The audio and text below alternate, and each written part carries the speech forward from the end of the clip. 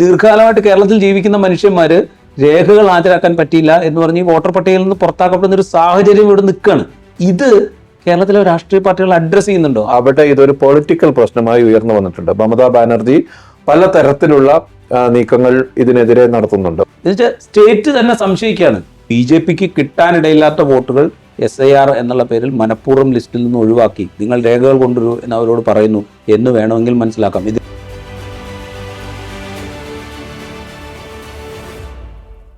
സ്വാഗതം ജോയിന്റ് സ്റ്റോറിയിലേക്ക്. കേരളം ഒരു നിയമസഭാ തെരഞ്ഞെടുപ്പിലേക്ക് എത്തുകയാണ്. ആ നിയമസഭാ തെരഞ്ഞെടുപ്പ് ലക്ഷ്യമിട്ടുള്ള രാഷ്ട്രീയ പ്രവർത്തനം കേരളത്തിൽ വളരെ വേഗത്തിൽ ഊർജിതമാവുന്ന കാഴ്ച നമ്മൾ കണ്ടുകൊണ്ടിരിക്കുകയാണ്. പക്ഷെ ഇതിന് സമാന്തരമായി ഒരുപക്ഷെ ഈ തെരഞ്ഞെടുപ്പിന്റെ സുതാര്യതയെ, അതിന്റെ സ്വഭാവത്തെ ഒക്കെ നിർണ്ണയിച്ചേക്കാവുന്ന ഒരു പ്രക്രിയ കേരളത്തിൽ നടന്നുകൊണ്ടിരിക്കുന്നുണ്ട്. കേന്ദ്ര തെരഞ്ഞെടുപ്പ് കമ്മീഷൻ പ്രഖ്യാപിച്ച സ്പെഷ്യൽ ഇന്റൻസീവ് റിവിഷൻ, വോട്ടർ പട്ടികയെ 2002 വോട്ടർ പട്ടിക ആധാരമാക്കിക്കൊണ്ട് തീവ്രമായ പരിഷ്കരണത്തിന് വിധേയമാക്കുന്ന ഒരു പരിപാടി കേരളത്തിൽ നടന്നുകൊണ്ടിരിക്കുന്നത്. കഴിഞ്ഞ ലോക്കൽ ബോഡി തെരഞ്ഞെടുപ്പ് നടക്കുന്ന ഘട്ടത്തിലാണ് അതിവിടെ തുടങ്ങിയത്. അതിൻ്റെ തുടർച്ച ഇപ്പോഴും നടന്നുകൊണ്ടിരിക്കുന്നു. പക്ഷേ ഈ പ്രക്രിയ സുതാര്യമായാണോ നടക്കുന്നത്? തെരഞ്ഞെടുപ്പ് കമ്മീഷൻ പുറത്തുവിടുന്ന കണക്കുകൾ യാഥാർത്ഥ്യവുമായി ചേർന്നു പോകുന്നതാണോ? ഈ പ്രക്രിയയുടെ രാഷ്ട്രീയം യഥാർത്ഥത്തിൽ ഈ വോട്ടർ പട്ടിക പരിഷ്കരണം എന്നതിൽ ഒതുങ്ങി നിൽക്കുന്നതാണോ എന്ന ഗൗരവമുള്ള ചോദ്യങ്ങൾ അവശേഷിക്കുന്നുണ്ട്. പക്ഷേ ഈ ചോദ്യങ്ങളോട് കേരളത്തിലെ രാഷ്ട്രീയ പാർട്ടികൾ ആ ചോദ്യങ്ങളെ അഡ്രസ്സ് ചെയ്യുന്നുണ്ടോ എന്നുള്ള സംശയം അവിടെ അവശേഷിക്കുന്നുമുണ്ട്. ഇതേക്കുറിച്ചാണ് ജോയിന്റ് സ്റ്റോറി ഇന്ന് സംസാരിക്കുന്നത്. പക്ഷേ എന്താ തോന്നുന്നത്, ഈ SIR എന്ന് പറയുന്ന പ്രക്രിയ തുടങ്ങുന്ന ഘട്ടത്തിൽ വലിയ പ്രതിഷേധം കേരളത്തിൽ ഉയർന്നിരുന്നു. നിയമസഭ തന്നെയും ഇത് വളരെ ധൃതി പിടിച്ച് നടപ്പാക്കുന്നതിനെതിരെ ഒരു പ്രമേയം പാസാക്കി. കേരളം ഔദ്യോഗികമായി കോടതികളെ സമീപിച്ചു. ഇതൊക്കെ നടന്നിട്ടുണ്ട്. പക്ഷെ ഗ്രൗണ്ടിൽ രാഷ്ട്രീയ പാർട്ടികൾ ഈ പ്രക്രിയയുടെ ഒരു യഥാർത്ഥ രാഷ്ട്രീയ ഉദ്ദേശ്യത്തെ ചോദ്യം ചെയ്യുന്ന വിധത്തിൽ പെരുമാറുന്നതായിട്ട് തോന്നുന്നുണ്ടോ? യഥാർത്ഥത്തിൽ 10-ലധികം സംസ്ഥാനങ്ങളിൽ SIR പ്രഖ്യാപിക്കപ്പെടുകയും അതിൽ ഇലക്ഷനിലേക്ക് പോകുന്ന സംസ്ഥാനങ്ങളിൽ ഇമ്മീഡിയറ്റായി റിവിഷൻ ആരംഭിക്കാൻ തീരുമാനിക്കുകയും ചെയ്ത ഘട്ടത്തിൽ ചില കേന്ദ്രങ്ങളിൽ നിന്ന്, ചില രാഷ്ട്രീയ കേന്ദ്രങ്ങളിൽ നിന്ന് ഉയർന്നു വന്ന ആശങ്കകൾക്ക് അന്ന് കേന്ദ്ര സർക്കാരും മുഖ്യ തെരഞ്ഞെടുപ്പ് അല്ലെങ്കിൽ കേന്ദ്ര തെരഞ്ഞെടുപ്പ് കമ്മീഷനും നൽകിയ ഉത്തരം ഇത് ഒരു ക്ലീനിങ് പ്രോസസ് മാത്രമാണ്, ഇതിൽ ആശങ്കപ്പെടാനൊന്നുമില്ല, കൂടുതൽ സുതാര്യമായ, കൂടുതൽ ക്ലെൻസ്ഡ് ആയ ഒരു വോട്ടേഴ്സ് ലിസ്റ്റിന്റെ അടിസ്ഥാനത്തിൽ കൂടുതൽ ഡെമോക്രാറ്റിക് ആയ ഒരു പ്രക്രിയയ്ക്ക് വേണ്ടിയുള്ള മുന്നൊരുക്കം മാത്രമാണ് ഇത് എന്നാണ്. എന്നാൽ ആ ഘട്ടത്തിൽ തന്നെ ഉയർന്ന വിമർശനം രാജ്യത്തിന്റെ ചില മേഖലകളിൽ, അതല്ലെങ്കിൽ ദരിദ്രർ കൂടുതലായി താമസിക്കുന്ന മേഖലകളിൽ, അതല്ലെങ്കിൽ ചില ദരിദ്ര അർബൻ മേഖലകളിൽ ഇതുണ്ടാക്കാവുന്ന പ്രശ്നങ്ങൾ വളരെ വലുതായിരിക്കും, വലിയ തോതിൽ ആളുകൾ ലിസ്റ്റിൽ നിന്ന് പുറത്താക്കപ്പെടുന്നതിലേക്ക് ഇത് നയിക്കും തുടങ്ങിയ ആശങ്കകൾ ഉയർന്നു വന്നിരുന്നു. എന്നാൽ ഇതൊരു അഡ്മിനിസ്ട്രേറ്റീവ് പ്രോസസ് മാത്രമാണ്, അത് എല്ലാ കാലത്തും സംഭവിക്കുന്നതാണ് എന്ന വിശദീകരണമാണ് അന്നുണ്ടായത്. ഇപ്പോൾ കേരളത്തിൽ നിന്ന് വരുന്ന കണക്കുകൾ വെച്ച് ഒരു അവ്യക്തത, എത്രമാത്രം പേർ പുറത്താണ്, എത്രമാത്രം പേർ എന്തൊക്കെ പ്രോസസ്സിലൂടെയാണ് ഇനി ലിസ്റ്റിലേക്ക് കയറാൻ കഴിയുക തുടങ്ങിയ കാര്യങ്ങളിൽ ഒരു അവ്യക്തത നിലനിൽക്കുന്നു എന്നാണ് എനിക്ക് തോന്നുന്നത്. എനിക്കിതിനെക്കുറിച്ച് വളരെ വൈകായ ധാരണ മാത്രമേ ഉള്ളൂ. ഇത് തന്നെയാണ് അന്തരീക്ഷത്തിലുള്ളത് എന്നാണ് എനിക്ക് തോന്നുന്നത്. പൊതുവായി ഇതിന് നൽകപ്പെടേണ്ട ഉത്തരങ്ങൾ കൃത്യമായി നൽകപ്പെടുന്നില്ല എന്ന് തോന്നുന്നു. അതോടൊപ്പം രാജീവ് ഇവിടെ സൂചിപ്പിച്ച ഒരു കാര്യം, ഒരു രാഷ്ട്രീയ പ്രക്രിയയുടെ അടിസ്ഥാന ഘടകമാകേണ്ട ഒരു കാര്യത്തിൽ കേരളത്തിലെ രാഷ്ട്രീയ പാർട്ടികൾ എന്തുകൊണ്ടോ ഈ വിഷയം വലിയ തോതിൽ ഉയർത്തിക്കൊണ്ടുവരുന്നില്ല എന്ന് തോന്നുന്നു. കേരളം സുപ്രീം കോടതിയിൽ പോയിട്ടുണ്ട്, രാഷ്ട്രീയ പാർട്ടികൾ അതിൽ നിലപാടെടുത്തിട്ടുണ്ട്. പക്ഷെ ഒരു പൊളിറ്റിക്കൽ കൺസേൺ ഇക്കാര്യത്തിൽ നിരന്തരമായി ഉന്നയിക്കപ്പെടുന്നില്ലേ എന്ന സംശയം എനിക്കുണ്ട്. രാഷ്ട്രീയമായ രീതിയിൽ ഇതിനോട് പ്രതികരിക്കേണ്ടതുണ്ടോ ഇല്ലയോ എന്നുള്ളൊരു ക്വസ്റ്റ്യൻ അവിടെ നേരത്തെ മുതൽ തന്നെ ഉന്നയിക്കുന്നുണ്ട്.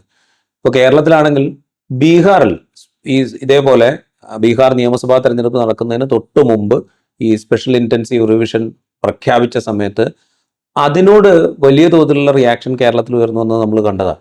പക്ഷെ ബീഹാറിലെ വോട്ടർ പട്ടിക പരിഷ്കരണത്തിനോടുണ്ടായ റിയാക്ഷൻ ആ അളവിൽ ഈ കേരളത്തിലെ ഈ തീവ്ര വോട്ടർ പട്ടിക പരിഷ്കരണം നടക്കുകയും ഡ്രാഫ്റ്റ് പ്രസിദ്ധീകരിച്ചതിന് ശേഷം നിങ്ങൾ രേഖകളുമായിട്ട് വരണം എന്ന് കമ്മീഷൻ ആവശ്യപ്പെടുകയും ഒക്കെ ചെയ്തപ്പോൾ കേരളത്തിൽ ഉണ്ടാവുന്നില്ല എന്നുള്ളത് ഒരു കൗതുകരമായിട്ട് കാര്യമായിട്ട്. എന്താണ് അതിന്റെ കണക്കുകൾ രാജീവ് പരിശോധിച്ചിട്ടുണ്ടോ? എന്താണ് കേരളത്തിലെ SIR പ്രോസസ്സിന്റെ ഇപ്പോഴത്തെ സ്റ്റേജ് എന്താണ്? എത്രമാത്രം പേർക്ക് ഏതെങ്കിലും തരത്തിൽ അവരുടെ വോട്ടവകാശം ത്രട്ടൻഡ് ആണ് എന്നതിനെ കുറിച്ച് ഏതെങ്കിലും തരത്തിലൊരു പിക്ചർ ഇപ്പോൾ നമുക്ക് നൽകാൻ പറ്റും? അതിലൊരു കൃത്യമായ കണക്ക് നമുക്ക് പറയാൻ സാധിക്കില്ല. ഇലക്ഷൻ കമ്മീഷന്റെ കേരളത്തിലെ പ്രതിനിധിയായിരിക്കുന്ന ചീഫ് ഇലക്ടറൽ ഓഫീസർ നൽകുന്ന ഒരു കണക്കുണ്ട്.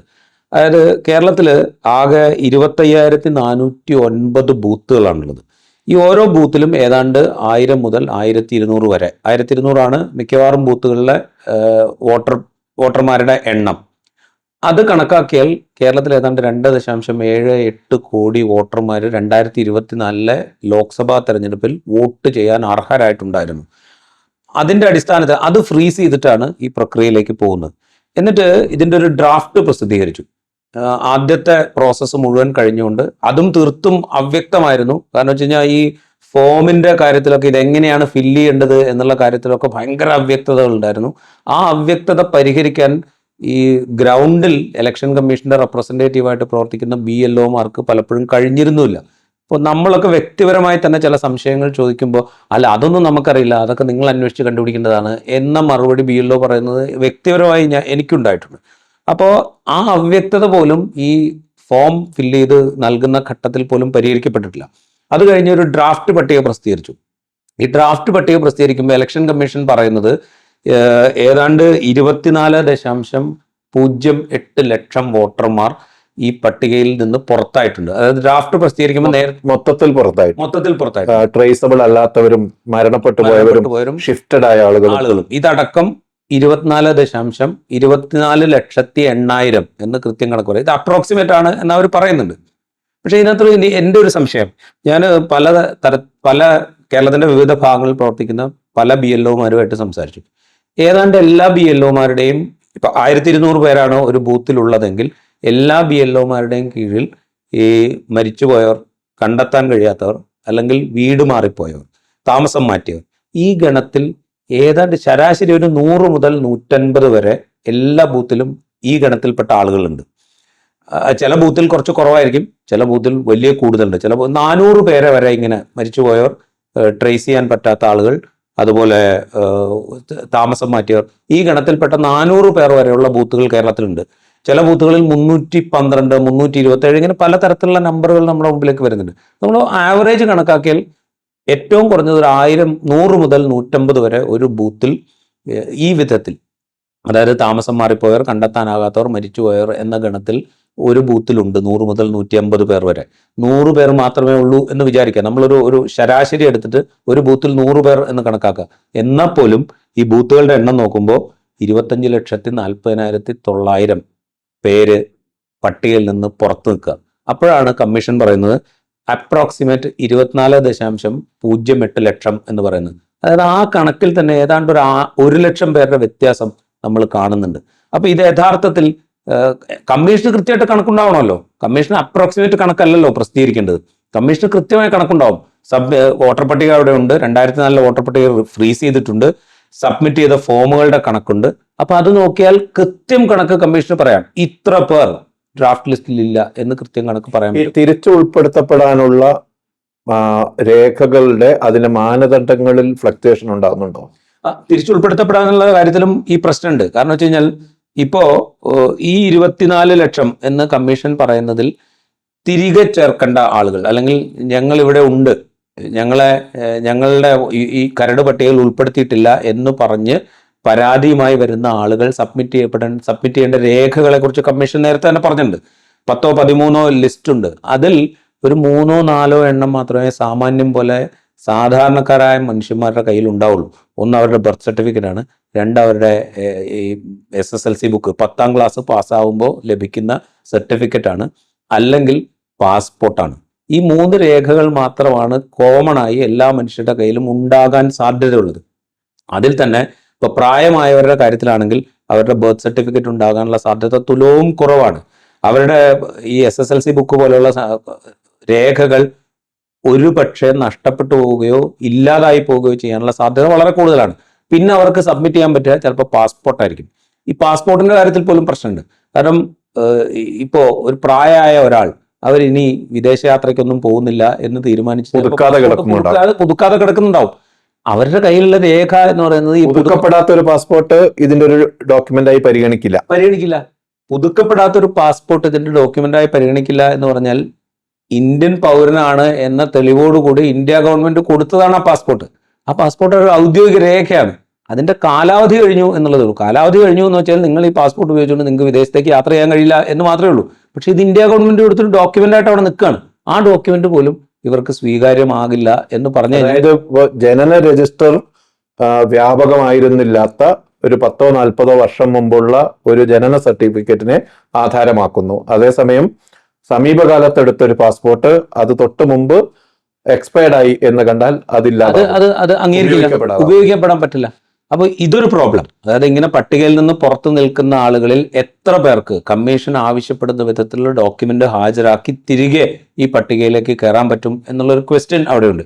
അതിന് ഇപ്പോൾ സംസ്ഥാന സർക്കാർ മുൻകൈ എടുത്തുകൊണ്ട് ഈ എന്താ പറയുക ഈ രേഖകളൊക്കെ സമർപ്പിക്കാൻ പാകത്തിനുള്ള സംവിധാനം ഉണ്ടാക്കും എന്നൊക്കെ പറഞ്ഞിട്ടുണ്ട്.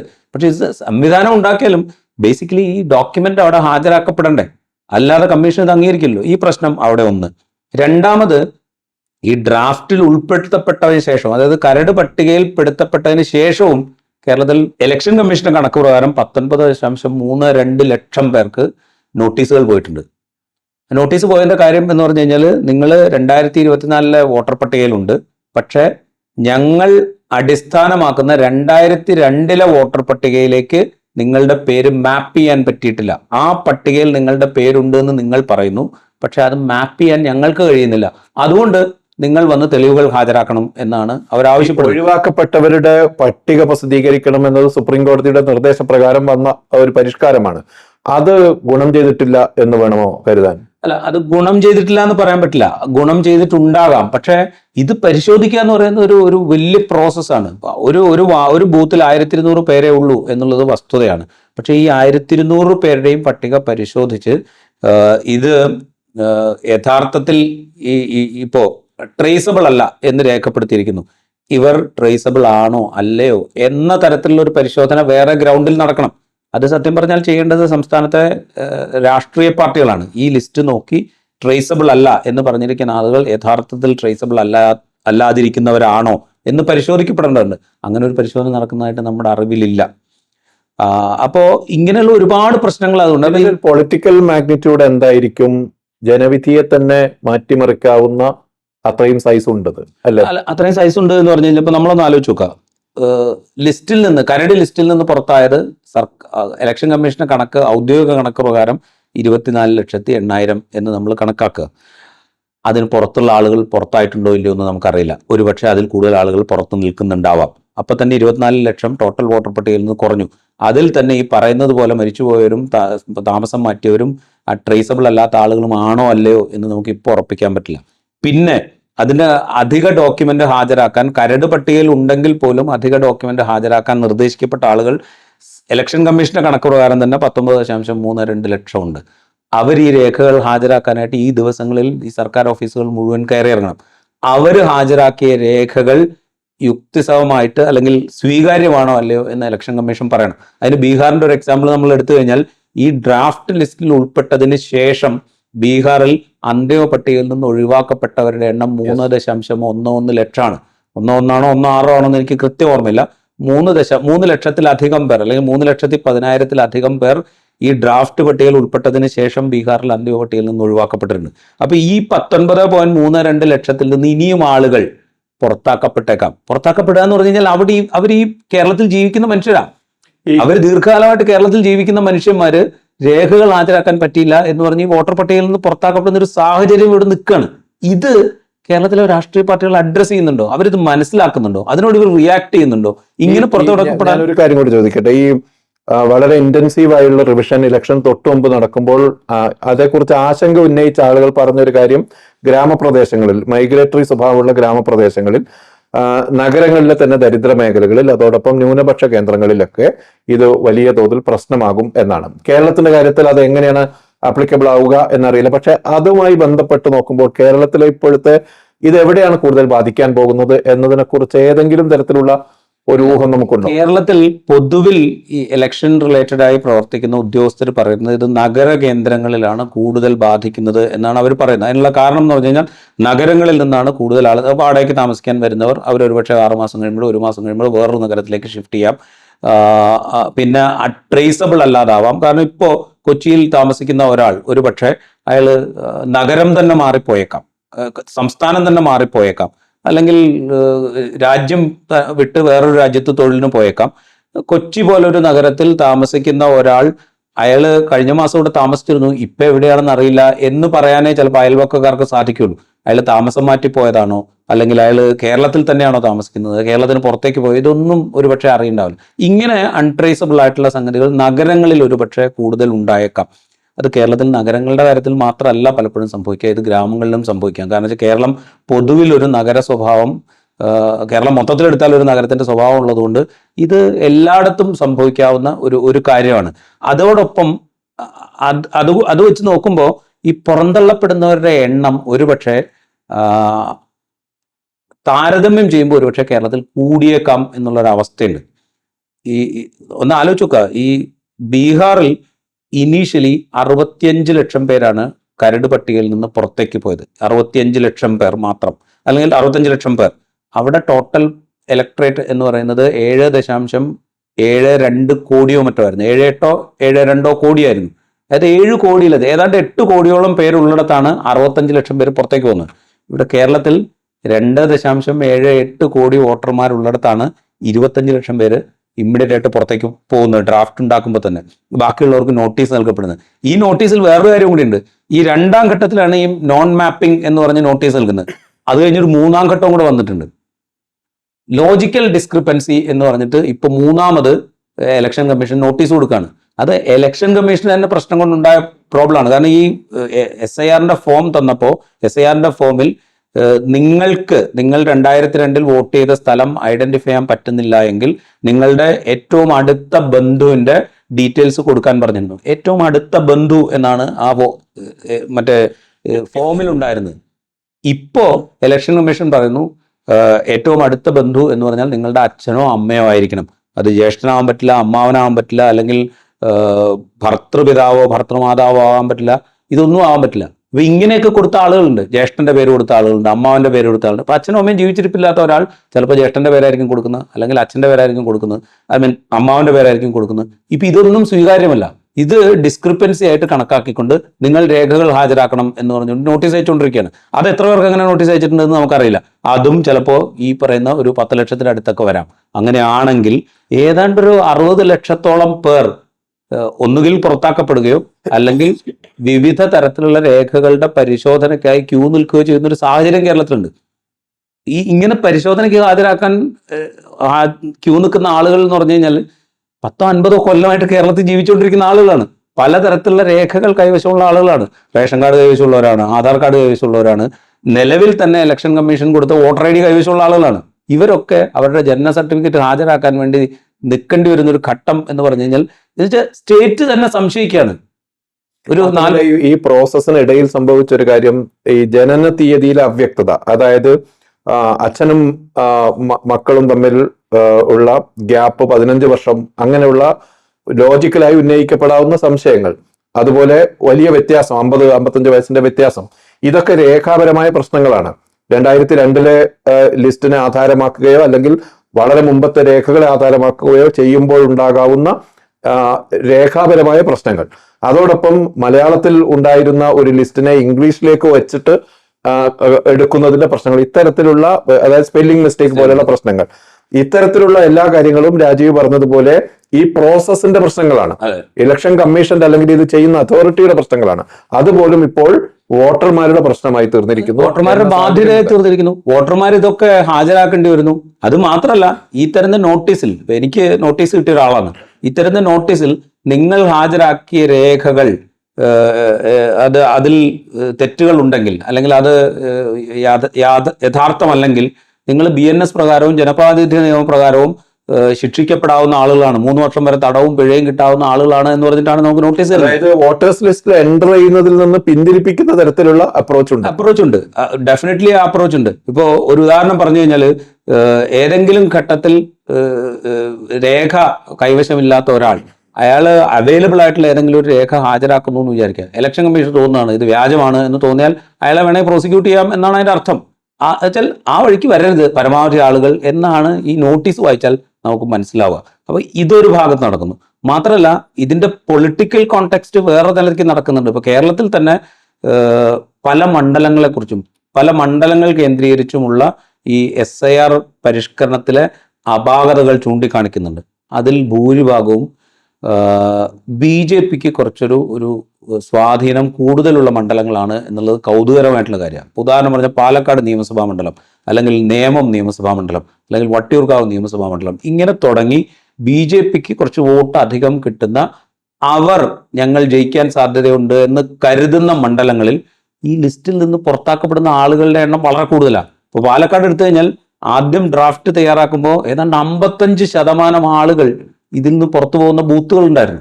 ആ ബൂത്തുകളിൽ ഏതാണ്ടൊക്കെ ആ ബൂത്തുകൾ ഐഡന്റിഫൈ ചെയ്തപ്പോൾ ആ ബൂത്തുകൾ BJPക്ക് വലിയ തോതിൽ വോട്ട് കിട്ടുന്ന ബൂത്തുകളാണ്. അവിടെ 2 സാധ്യതകൾ. ഒന്നിൽ BJP നേരത്തെ ചേർത്തു, അതായത് കഴിഞ്ഞ തെരഞ്ഞെടുപ്പുകളിൽ ആരോപണം ഉയർന്നിട്ടുള്ളതാണ്. തൃശ്ശൂരിന്റെ ഒക്കെ കാര്യത്തിൽ കൃത്രിമമായി വോട്ട് ചേർത്തത് ഇത് വന്നപ്പോ ഇല്ലാതായി എന്ന് വേണമെങ്കിൽ നോക്കാം.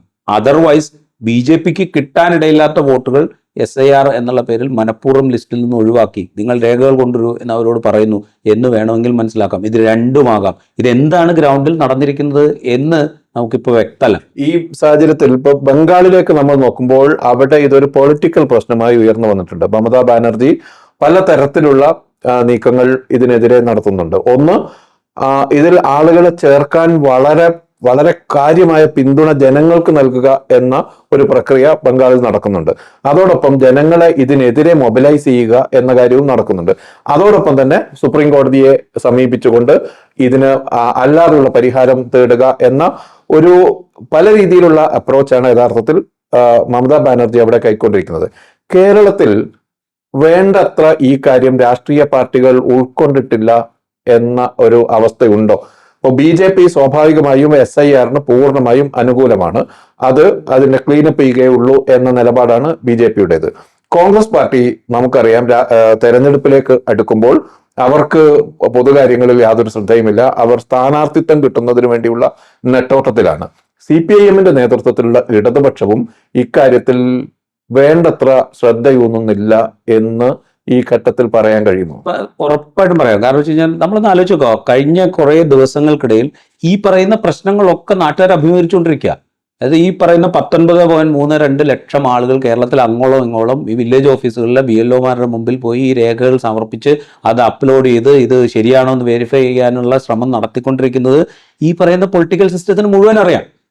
പ്രത്യേകിച്ച് CPMനും LDFനും കൃത്യമായിട്ട് അറിയാം. എന്നിട്ട് പോലും ഇത്രയും ജനങ്ങളെ എന്തുകൊണ്ടാണ് ഭരണകൂടം, ഇത്രയും കാലം ഇവിടെ ജീവിച്ച മനുഷ്യന്മാരെ ഭരണകൂടം സംശയനിഴലിലാക്കി നിർത്തുന്നു? ഇതൊരു പ്രശ്നമാണ്, ഇതൊരു പൊളിറ്റിക്കൽ പ്രശ്നമാണ് എന്നുള്ള മറ്റുള്ളൊരു റിയാക്ഷൻ LDFന്റെയോ CPMന്റെയോ കോൺഗ്രസിന്റെ നേതൃത്വത്തിൽ നിന്നും ഉണ്ടായിട്ടില്ല. ഓഫ് കോഴ്സ് നിയമസഭയിൽ ഒരു പ്രമേയം പാസ്സാക്കി, തിരക്കിട്ട SIR നടപ്പാക്കരുത് എന്ന് പറയുന്ന ഒരു പ്രമേയം പാസ്സാക്കി, എല്ലാവരും പിന്തുണച്ചു. അതുപോലെ കോടതിയെ സമീപിച്ചിട്ടുണ്ട്, സർക്കാർ തന്നെ കോടതിയെ സമീപിച്ചിട്ടുണ്ട്. ഇത്തരം നടപടികളൊക്കെ കേരളം എടുത്തിട്ടുണ്ട്. ഗ്രൗണ്ടിൽ ഒരു പൊളിറ്റിക്കൽ മൂവ്മെന്റായി ഇത് ഉയർത്തപ്പെടണ്ടേ? ഇപ്പൊ ഒന്ന് ആലോചിച്ച് നോക്കുന്നത്, നോട്ട് നിരോധനം ഒരു ക്ലാസിക് എക്സാമ്പിൾ ആയിരുന്നു. നോട്ട് നിരോധിച്ചപ്പോൾ നമ്മളുടെ കയ്യിലുള്ള സകല നോട്ടുകളും റീസബ്മിറ്റ് ചെയ്യാൻ പറയാണ് സർക്കാർ ചെയ്തത്. അതിന്റെ അർത്ഥം എന്താ? നിങ്ങളുടെ കയ്യിൽ കള്ളപ്പണമുണ്ടോ എന്ന് ഞങ്ങൾ സംശയിക്കുന്നു എന്നാണ് ഭരണകൂടം പറഞ്ഞത്. അതായത് ഇന്ത്യ മഹാരാജ്യത്തെ ഈ പറയുന്ന 137 കോടി ജനങ്ങളെ മുഴുവൻ നിങ്ങൾ കള്ളപ്പണക്കാരാണോ എന്ന സംശയം ഭരണകൂടത്തിനുണ്ട് എന്ന് പറയുകയാണ് സർക്കാർ ചെയ്തത്. ഏതാണ്ട് അതുപോലെ തന്നെയാണ് ഇവിടെയും. 10-50 കൊല്ലമായിട്ട് അല്ലെങ്കിൽ 10-70 കൊല്ലമായിട്ട് ഇവിടെ ജീവിച്ചുകൊണ്ടിരിക്കുന്ന മനുഷ്യന്മാര് നിങ്ങൾ ഈ രാജ്യത്തെ പൗരന്മാരാണോ, ഈ വോട്ടർ പട്ടികയിൽ ഉൾപ്പെടാൻ യോഗ്യരാണോ എന്ന സംശയം ഞങ്ങൾക്കുണ്ട് എന്ന് ഭരണകൂടം ഇപ്പൊ പറയാ. ഒരു 70 കൊല്ലം ജീവിച്ചൊരു മനുഷ്യനെ സംബന്ധിച്ച് അയാൾക്കുണ്ടാവുന്ന ഒരു അസ്വസ്ഥത ഒന്ന് ആലോചിച്ച് നോക്കൂ. ഇതൊരു പൊളിറ്റിക്കൽ പ്രശ്നമാണല്ലോ. നിങ്ങളെ മുഴുവൻ സംശയത്തിന്റെ നിഴലിൽ നിർത്തുന്നു. ഏതെങ്കിലും ഒരു വിഭാഗത്തെ ചില മേഖലകളിലെങ്കിലും വോട്ടർ പട്ടികയിൽ നിന്ന് പുറത്തു നിർത്തിക്കൊണ്ട് രാഷ്ട്രീയ മൈലേജ് ഉണ്ടാക്കിയെടുക്കാനുള്ള ശ്രമം ഇതിന്റെ പുറകിലുണ്ടോ എന്ന ചോദ്യം ഉന്നയിക്കണ്ടേ? ആ ചോദ്യം ഗൗരവത്തിൽ ഉന്നയിക്കണ്ടേ? നേരത്തെ അത് ഉന്നയിച്ചിട്ടുണ്ട്. ഇപ്പൊ ബീഹാറിൽ SIR നടപ്പാക്കിയ സമയത്ത് ആ ക്വസ്റ്റ്യൻ ഇവിടെ കേരളത്തിൽ ഉന്നയിച്ചിരുന്നു. പക്ഷെ കേരളത്തിൽ SIR നടക്കുമ്പോൾ ഈ ചോദ്യം ഗൗരവത്തിൽ ഉന്നയിക്കപ്പെടുന്നില്ല. ഇതാണ് ബേസിക് ആയിട്ടുള്ള പ്രശ്നം. അതുകൊണ്ടാണ് ഞാൻ പറഞ്ഞത് പൊളിറ്റിക്കലി ഇതിനെ അഡ്രസ് ചെയ്യുന്നേ ഇല്ല കേരളത്തിലെ രാഷ്ട്രീയ പാർട്ടി നേതൃത്വങ്ങൾ, പ്രത്യേകിച്ച് ഇതിൽ കൂടുതൽ ശ്രദ്ധ പുലർത്തുന്നു. ഇപ്പോൾ വോട്ടർ പട്ടിക പരിഷ്കരണം അല്ലെങ്കിൽ വോട്ടർ പട്ടിക പേര് ചേർക്കൽ, അതിന്റെ പരിശോധന, ഇത്തരം കാര്യങ്ങളിലൊക്കെ മുൻകാലം മുതൽ വലിയ ശ്രദ്ധ പുലർത്തുന്നതാണ് CPM-ഉം ഇടതുപക്ഷവും ഒക്കെ.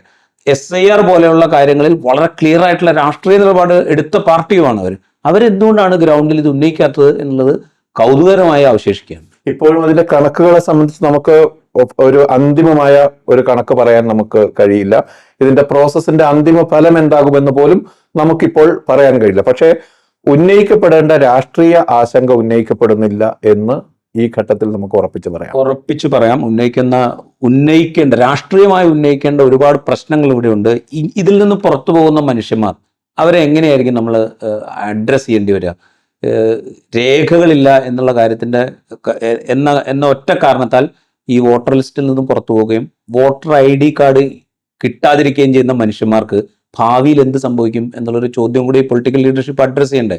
കാരണം ഈ 2026 SIR അതിന്റെ അവസാന ലിസ്റ്റ് പുറത്തിറക്കിയതിന് ശേഷം അതിന്റെ അടിസ്ഥാനത്തിൽ നൽകപ്പെടുന്ന വോട്ടർ ID കാർഡ് ഭാവിയിൽ മറ്റാവശ്യങ്ങൾക്കുള്ള അടിസ്ഥാന രേഖയായി മാറും എന്ന് കേന്ദ്ര സർക്കാർ പിന്നീട് തീരുമാനിച്ചാൽ, അതായത് പാസ്പോർട്ട് പുതുക്കലിന് ഇതായിരിക്കും രേഖ എന്ന് തീരുമാനിച്ചാൽ, റേഷൻ കാർഡിന് ഇതായിരിക്കും, റേഷൻ കാർഡ് ഓൾറെഡി ആധാറുമായിട്ട്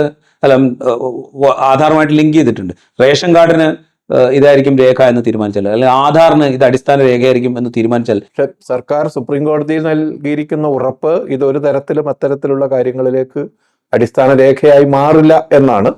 പക്ഷേ ഈ ആശങ്ക അവിടെ നിലനിൽക്കുന്നുണ്ട്. കേന്ദ്ര സർക്കാർ കൊടുക്കുന്ന ഉറപ്പുകൾ, പ്രത്യേകിച്ച് ഈ കേന്ദ്ര സർക്കാർ, ഈ ഭരണകൂടം നൽകുന്ന ഉറപ്പുകൾ പാലിക്കപ്പെടും എന്നുള്ള കാര്യത്തിന് എന്തെങ്കിലും ഉറപ്പ് ഇന്ത്യ മഹാരാജ്യത്തെ ഏതെങ്കിലും ഒരാൾക്കുണ്ടാവും എന്ന് ഞാൻ വിചാരിക്കുന്നില്ല. അപ്പം അതുകൊണ്ട് ആ ഉറപ്പൊന്നും നമുക്ക് പരിഗണിക്കാൻ പറ്റില്ല. ഇതൊരു പൊളിറ്റിക്കൽ ഇഷ്യൂ ആണ്. ഇതിൽ നിന്ന് പുറത്താക്കപ്പെടുന്ന മനുഷ്യന്മാരെ എന്താ പറയുക, അവരുടെ ഇഷ്യൂ റേസ് ചെയ്യുക എന്നുള്ളത് ഒരു രാഷ്ട്രീയ ആവശ്യമാണ്. ആ ആവശ്യം ഇവിടെ നടക്കുന്നില്ല എന്നുള്ള യാഥാർത്ഥ്യം നമ്മുടെ മുമ്പിലുണ്ട്. SIR റിലേറ്റഡ് ആയിട്ടുള്ള പ്രതികരണങ്ങൾ പോലും നമ്മളുടെ മുമ്പിലേക്ക് വളരെ അപൂർവമായി മാത്രമേ ഈ സമയത്തൊക്കെ വരുന്നുള്ളൂ എന്നുള്ളൊരു പ്രശ്നവും കൂടിയുണ്ട്.